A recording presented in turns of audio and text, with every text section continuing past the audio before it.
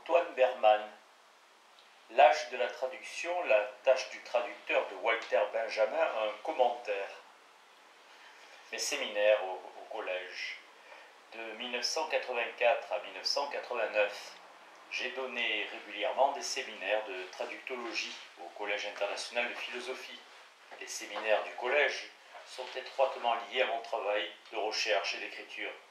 Comme tous les autres séminaires donnés dans cette institution, ils étaient destinés à un public d'auditeurs libres, étudiants divers, traducteurs, chercheurs, psychanalystes, sémiologues, sans orientation vers une formation spécifique, diplômante ou non. Les thèmes abordés pendant ces 5 années ont été les suivants. La notion de littéralité en traduction, traduction langue maternelle, langue étrangère, philosophie et traduction, commentaire de la tâche du traducteur, de Walter Benjamin, hiver 1984-1985, la défaillance de la traduction, histoire de la traduction en France, la Babel traductive, traduction spécialisée et traduction littéraire, commentaire des traductions de John Donne et Friedrich Hölderlin. Avant de dégager la logique propre à cette série de séminaires, il faut préciser qu'elle faisait partie du programme traduction du collège, dont j'étais le directeur. Que ce programme pour le Collège international de philosophie et conformément à la volonté de ses principaux fondateurs, François Châtelet, Jacques Derrida et Jean-Pierre Faye, occupait d'une certaine façon une place centrale, ou en tout cas privilégiée, comme l'atteste un document officiel du Collège publié vers 1988. La politique internationale du Collège se développe autour de 3 ordres de questionnement: la tradition, la traduction, la communication. Comment interpréter la différenciation incessamment réitérée, le caractère local des dispositifs de reconnaissance des problèmes? Y aurait-il un polymorphisme de la vérité? La traduction et la traductibilité sont aussi un axe privilégié, aussi bien théorique que pratique. Ces lignes synthétiques faisaient du reste peut-être écho à un rapport qu'en 1987 j'avais adressé aux autorités du collège.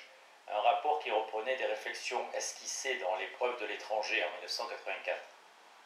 Parmi tous les programmes du Collège international de philosophie, le programme traduction a un statut particulier.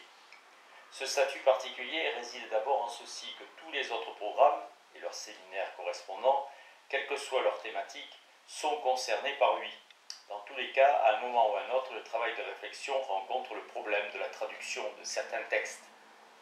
Toutefois, l'importance de la traduction pour le collège réside plus profondément en ceci, que les différents savoirs ou activités prises en vue, qu'il s'agisse de savoirs ayant une forme institutionnelle par ailleurs, comme la philosophie, la psychanalyse, les sciences, le droit, la littérature et la critique littéraire, ou d'intersciences, dont le seul lieu d'existence est le collège, rencontrent tous la traduction comme question.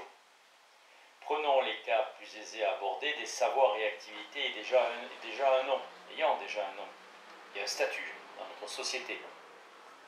Pour la philosophie, au premier chef, la traduction est devenue de nos jours une question centrale, où ce qui est en jeu, c'est elle-même et son propre devenir. Cela se voit d'abord dans certaines œuvres philosophiques majeures, qu'il s'agisse de Benjamin, de Heidegger, de Wittgenstein, de Quine, de Derrida ou de Michel Serres.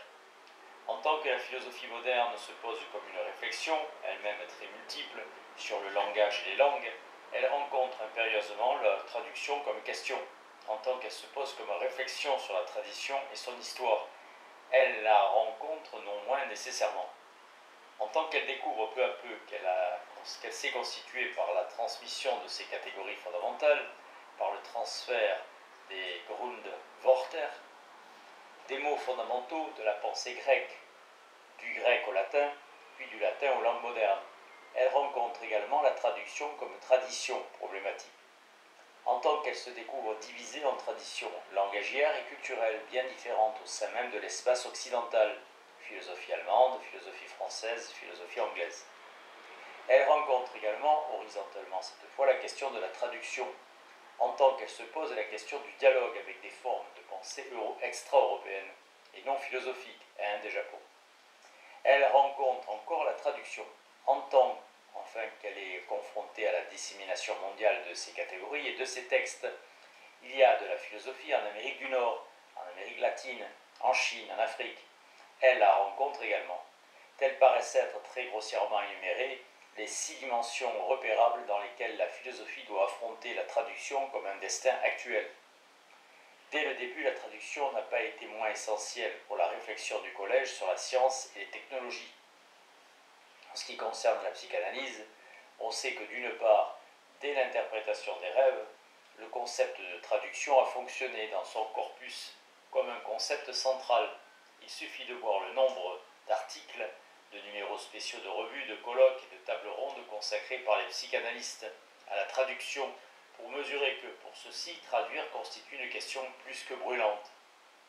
Pour la littérature et corrélativement pour la critique littéraire, la question de la traduction n'est pas moins essentielle, et cela d'autant plus que depuis le romantisme allemand jusqu'à Proust, Valéry, Pasternak, Roy Bastos, elle s'est explicitement posée comme un acte de traduction. Enfin, toute réflexion sur le droit en tant qu'elle aborde soit l'histoire de celui-ci, et donc sa transmission, soit la pluralité des systèmes de pensée juridiques existants, rencontre aussi forcément la question de la traduction. Les séminaires donnés de 1984 à 1989 au Collège international de philosophie cherchent à comprendre, à correspondre, fût-ce partiellement, à toute cette problématique. En même temps, ils poursuivent leur propre chemin, leur chemin propre. Le premier cherche à expliciter ce qui en fait avait constitué le présupposé non questionné de ma propre activité de traducteur, que traduire était avant tout et essentiellement un travail sur la lettre. Dans ce séminaire, le concept de littéralité a été approché à partir de l'analyse de grandes traductions historiques, comme le Sophocle de Hölderlin, le Milton de Chateaubriand et l'Énéide de Klossowski. Le second séminaire s'est interrogé sur les notions de langue maternelle et de langue étrangère dans leur rapport au traduire.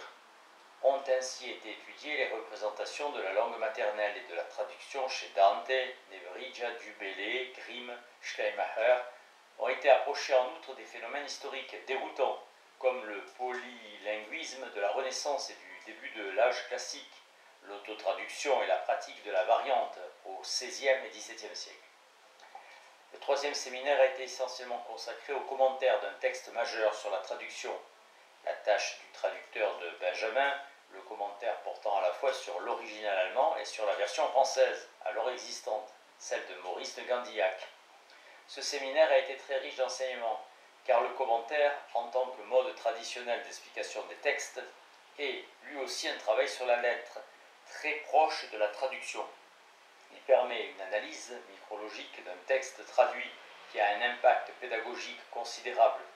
Mais ce qui a été rencontré lors de ce séminaire, c'est un phénomène imprévu et qui a provoqué l'étonnement de tous les participants.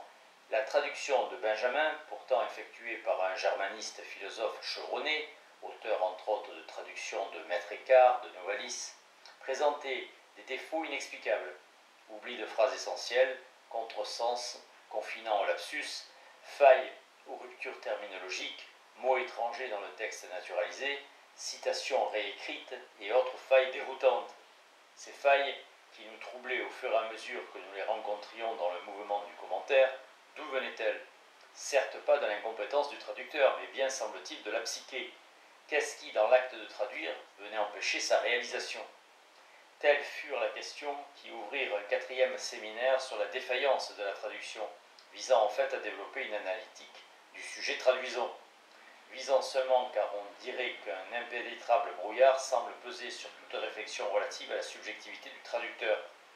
Le cinquième séminaire a eu pour thème l'origine et la naissance de la traduction en France et a étudié les œuvres de deux grands pères fondateurs, Nicole Oresme au XIVe siècle et Jacques Amyot au XVIe. Le sixième séminaire, appelé initialement la Babel traductive, a confronté et opposé la traduction spécialisée et la traduction littéraire. C'est dans ce cadre que la traduction des livres d'enfants a été longuement analysée, Contes de Grimm dans la version d'Armel Guerne et de Marthe Robert. Le septième et dernier séminaire a commenté deux poèmes d'amour, l'un de John Donne, Going to Bed, l'autre de Hölderlin, Wenn aus der Ferne, en confrontant confrontant les originaux à des versions françaises et une version espagnole pour Donne. Avec cet ultime travail de commentaire, s'est achevé pour moi ce cycle de séminaire au collège. L'âge de la traduction, ouverture, cahier 1. Le présent séminaire entend procéder à un commentaire de la tâche du traducteur de Walter Benjamin. Nous considérons ce texte comme le texte central du XXe siècle sur la traduction. Peut-être chaque siècle ne produit-il qu'un seul texte de ce genre, un texte indépassable, duquel toute autre méditation sur la traduction doit partir fût-ce pour se dresser contre lui. Dans le cas de Benjamin, il s'agit d'un texte où viennent confluer de très multiples expériences de la traduction, celle de la Bible, celle du romantisme allemand, Schlegel et Tieck, celle de Goethe, de Hölderlin et de Stefan George. En fait, c'est toute l'expérience allemande de la traduction qui vient se rassembler dans la tâche du traducteur. À peu près à la même époque, Rosenzweig et Schandewald écrivent sur la traduction et s'efforcent eux aussi de rassembler la même expérience. Mais bien qu'il soit passé pratiquement inaperçu à l'époque, le texte de Benjamin est plus radical que les leurs. Dans un article publié dans Littoral, Michel Cresta fait deux remarques essentielles à son sujet. D'abord, que la tâche du traducteur n'est accessible que sur le mode du commentaire. Que le texte de Benjamin ne s'ouvre qu'à un commentaire. C'est là un point fondamental. Il n'est nullement indifférent qu'un texte sur la traduction exige pour s'éclairer une telle approche. Pourquoi ? Parce qu'il existe un lien d'essence entre traduction et commentaire remontant sans illimité à la tradition philosophique et théologique ou religieuse. Tout commentaire d'un texte étranger comporte un travail de traduction. À la limite, et traduction, inversement, toute traduction comporte un élément de commentaire, comme on peut le voir avec les translations médiévales. Un bel exemple de traduction et de commentaire entrelacé nous est donné par la version que Proust a faite de Ruskin, où le texte traduit s'accompagne page après page de remarques de toutes sortes. Ce travail de Proust, par ailleurs des plus subjectifs, nous rappelle quelque chose que nous avons presque oublié. L'autonomisation du discours critique a brisé ce vieux lien de la traduction et du commentaire, et il nous paraît souhaitable de le réinstaurer. C'est ce qui a eu lieu en France avec certaines traductions de Freud.